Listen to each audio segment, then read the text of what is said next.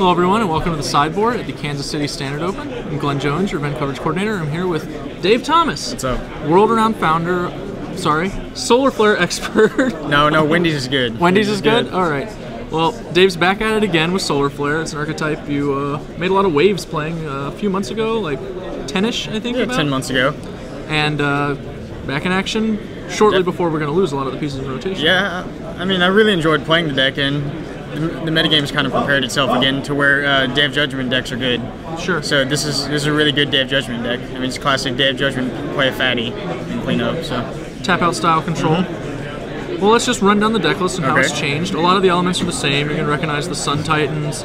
You've diminished the Phantasmal images a little. A lot of people run tons of them. Yeah, actually, I've always played 2. 3's, I've tried 3 in the main. 3's really good, but I just really haven't fine-tuned the list to where I want the third over other cards yet.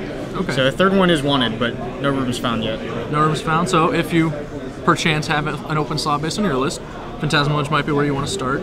You have gone down to 1 Liliana. Yeah, Liliana has been pretty bad against. It's pretty bad against a lot of the decks. I never don't want her. Whenever she shows up, she's pretty good. She's really good against Geist of St. Traff. She's really good against the Rug Grant decks because she preemptives a turn 4 Titan. Since the only things they really play are Solemns, you can easily just get the Titan with them since they don't have like a plethora of Inkmoth Nexus. Yeah, they can't defend. Yeah, so they can't defend. So she can generally take down 1 or 2 Titans pretty handily. The bullet on Barrow Rights is nothing new, obviously, but how's the bullet Ellistorm been playing? Ellistorm, I actually leave that in against almost everything. I've wanted to sideboard a second one, maybe main deck a second one. It blows out so many of the decks in this format, it's just unbelievable. So, but she does cost 7, so without the Barrow Rights, it does clutter the hand a lot. That makes sense. So one's always good. We've got a new card from M13 in the mix. Augur Bolus, which is a personal favorite of mine. That card does a lot of work. One of the reasons I came back to this deck for Augur Bolus, it reminded me of Court Hussar, and I wanted to see if it could function like it. And it does similar things. Obviously, you can't get a land, but it fills the curve better. So, especially with Lingering Souls and Forbidden Alchemy, so it really digs for those cards you need, or Day of Judgment. Yeah. One of the aspects of this deck that I always actually found a little awkward was the old version of it. I know that we don't like comparing it to old Solar Flare that much, but that version had, signets in addition to like compulsive research and really had stuff to do on its turns. Like it was a tap out style control deck that could just constantly do things. But when I was playing like this kind of Solar Flare, I always found myself kind of dirtling on turn 2. That was one of the problems. Leak. So Think Twice is not my jam. I'm sure there are people out there who love casting a Think Twice. That's not me. Augur Bolus, though. Augur Bolus is sweet. I mean, I think I only have 20 instants and sorceries, but that's literally statistically the minimum number you need to hit 1. So, I mean, I do whiff a couple of times, but he carries his weight. He blocks Strangleroot guys. He blocks Thalia, which is really important. I've loved him against zombies, and Thalia is also very relevant. He's very good against zombies because they don't want to kill him. Yep. The Forbidden Alchemies are a must, obviously. We have 4 of those, including the special foil from FNM. Best card. It's nice art. Moving on, we've got 4 Ponder, 4 Lingering Souls. We talked a little bit about Lingering Souls already. Yeah. You just want 4 to get the value. Yeah, right? you really, like, if you don't have a Day of Judgment and you're trying to get to the later game, sometimes you need something to slow the beating, but you can also become the beatdown. If someone has a slow game plan and you mana leak or go for the throat of their creature and they don't have any more gas, you can become the beatdown, which is really important. Okay. It's really good for time management, though. You've also got the full, well, I shouldn't say full, but 1 shy of the full 3 Oblivion Rings. Yeah, I've never been disappointed with that card. I don't want to lose the Sword of War and Peace. Hate that card. With Lingering Souls, you're really weak to it. Augur helps with Sword of War and Peace, actually, by chump blocking and letting you untap and O-ring it. But O-ring removes Strangleroot guys. I mean, well, it kills anything. And then it does the Angel of Despair pseudo thing with the Sun Titan. Yeah. So I've always been a fan of it. So, never gone down. I've been getting more and more impressed by Oblivion Ring. I think it's going to start showing up in more sideboards. It's awkward because a lot of the decks that want Oblivion Ring are trying to fit in stuff like Delver and Augur Bolus also, so you can't really afford the slots, but the card itself is actually just very good. It's just really good right now. The lands are nothing too unusual. I noticed that you did something I've liked doing recently with these control decks, which is hedging on the Chapels and Fortress-style lands more so than the Scars duels. The Scars duels are really important. It allows you to keep non-basic land heavy hands. Like you could keep like 2 Ds in a Scars land and be fine because it fills your curve better. Like, but I specifically like Darkslick Shores over Seagram Coast because after board you get dead weight and it sets up for turn 3 Liliana and turn 2 go for the throat better than Drawn Catacomb. I wholeheartedly agree. I was running a very similar split in an Esper list I played at SCGKC, just hedging on these lands. So that's Dave's main deck.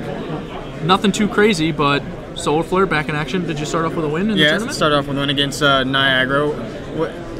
I mean, it's just the match you want to play against a creature deck, and doesn't even have pod to like nope, he didn't have pod. Just kill all the guys and then play a big guy. Well, we are going to talk a little bit about Dave's sideboard. It's mostly conventional stuff, but we have a few cards that are a little unusual. I'm going to start with the one that's closest to the normal range, shall we say, with Sever the Bloodline. Yeah, Sever the Bloodline's basically like a Force Celestial Purge that can be used against big creatures and small creatures. Like I like it against Ramp because you can get multiple Titans if they do something like that. As some of them will like Primeval Titan Image in the same turn, and that's actually a really good answer to that. It's better than Day of Judgment because it doesn't kill my Lingering Souls, and I don't really care. It was a 4th Day of Judgment until Sever just started proving better when I started trying it. It's good against Gravecrawler, Drolf's Messengers, Strangleroot guys, so it's basically really good utility. I can imagine Sever just being very good right now, especially against these zombie pod decks that are trying to do the whole make a bunch of messenger tricks. Like, removing is really important so you don't die to Blood Artist, because that's annoying. You've also got a Singleton Stony Silence, which obviously you can get into the bin with like an Alchemy or something, and your Sun Titan can bring it back. It was proving better than Divine Offering. The Sun Titan thing's a plus, but I needed it specifically against Trading Post decks. They're better long game than this deck is. That makes sense. So most of the Trading Post decks aren't white that I've seen, or don't have that many Oblivion Rings, and they'll blow them a lot early on a Planeswalker or a Sun Titan. So if I can land the Stony Silence when we start going late, it usually just shuts them down. They just stop having anything to do. Yeah, pretty much. And the last one is really spicy. My personal favorite of the list, Nevermore. It's a better Memoricide.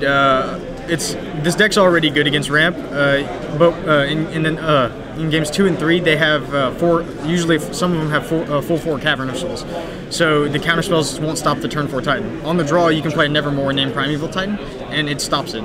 That's all you need to do.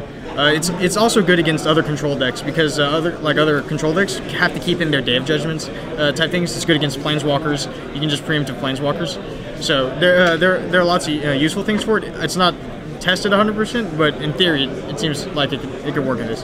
Sure. You can return it with Sun Titan too. One of the cards that is missing from the list that doesn't always get played in these kind of decks, but has seen play in some, is Snapcaster Mage.